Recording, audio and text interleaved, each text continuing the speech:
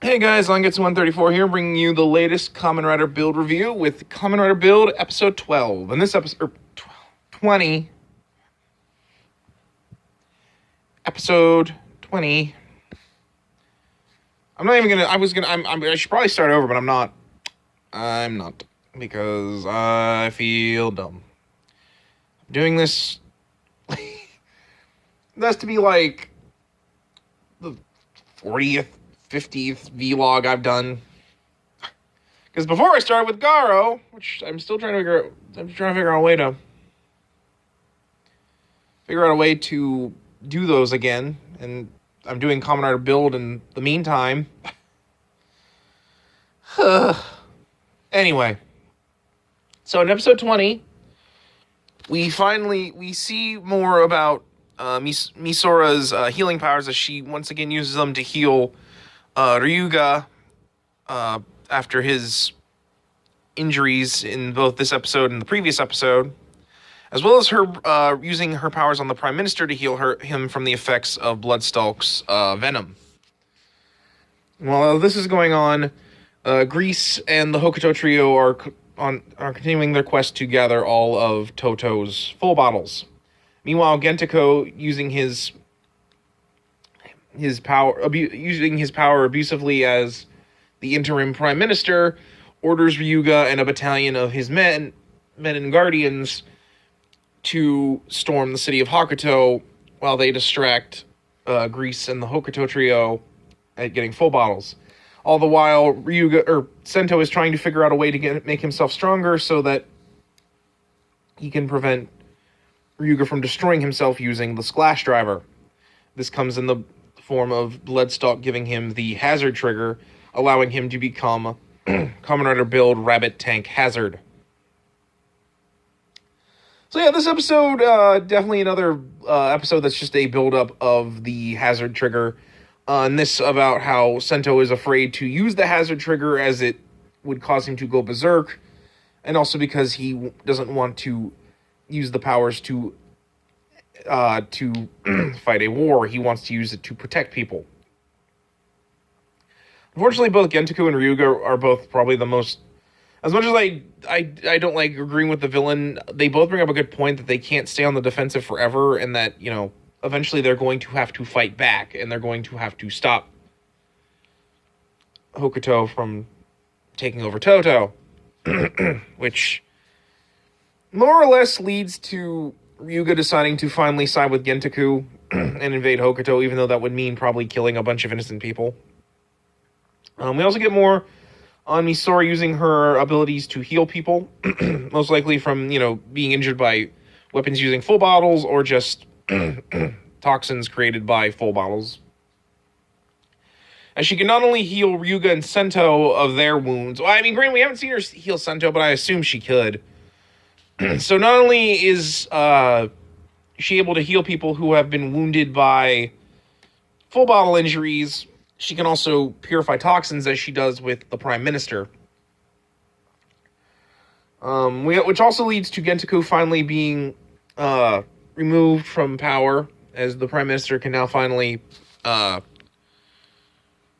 stop the madness of the battle against Hokuto and Toto, or at least find a way to do so that will end the bloodshed.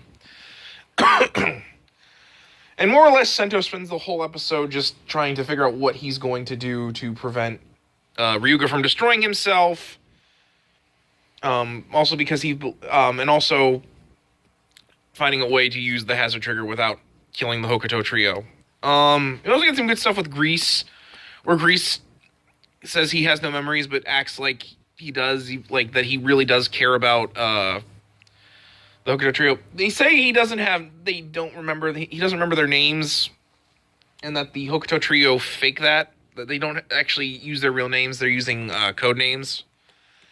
But it does seem like Grease cares about them far more than he lets on, especially when he rescues them after they get caught in a trap with deadly gas by Gentako, by saying that he hid the Pandora's box in a secret location. Mostly because he believes that there's a mole in in Toto because Hokuto keeps finding where the full bottles are and such.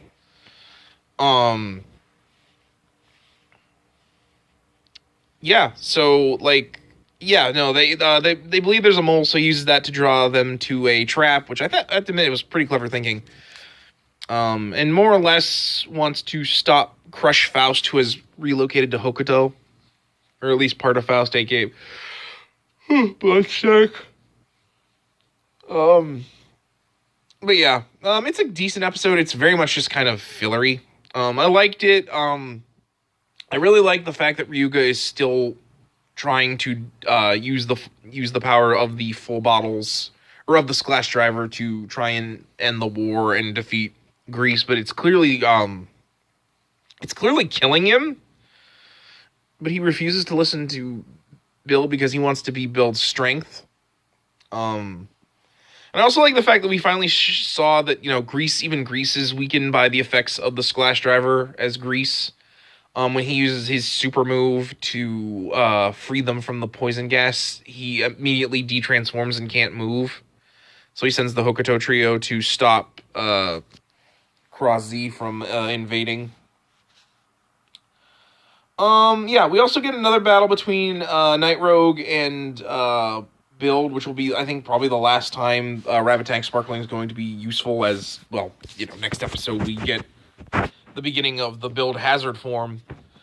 But yeah, no, it was a decent fight between him and Night Rogue, especially because, like, he finally manages to defeat him, I think, truly, as before he had to have Cross Z charge in order to even, like, hurt him. Clearly showing his hazard level has gone up, even without using the hazard trigger.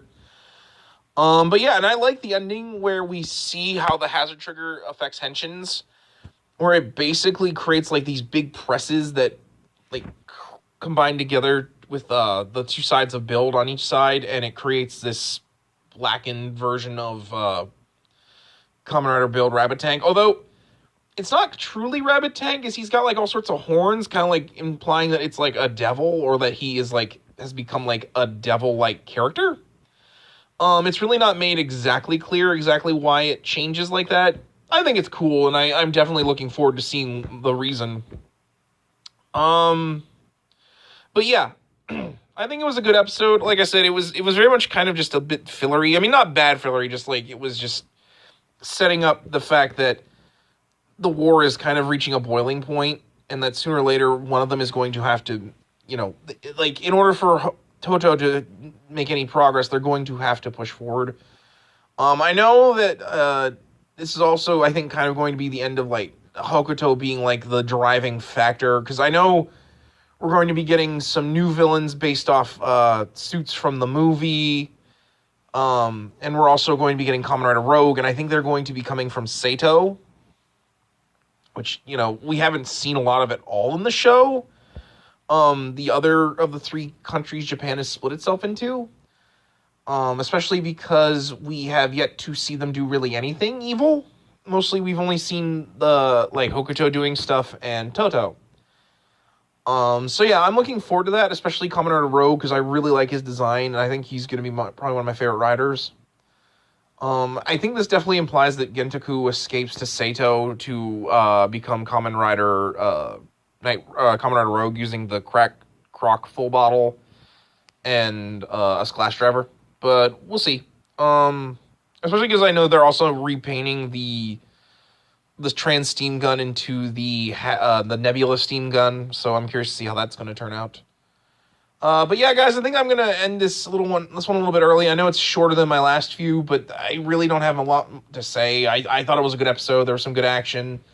And basically it's just set up to introduce us to the new form of Build. But anyway, guys, that's going to be it for Kamen Rider Build reviews. I am Zangetsu 134, and I will catch you next time. Until then, take care.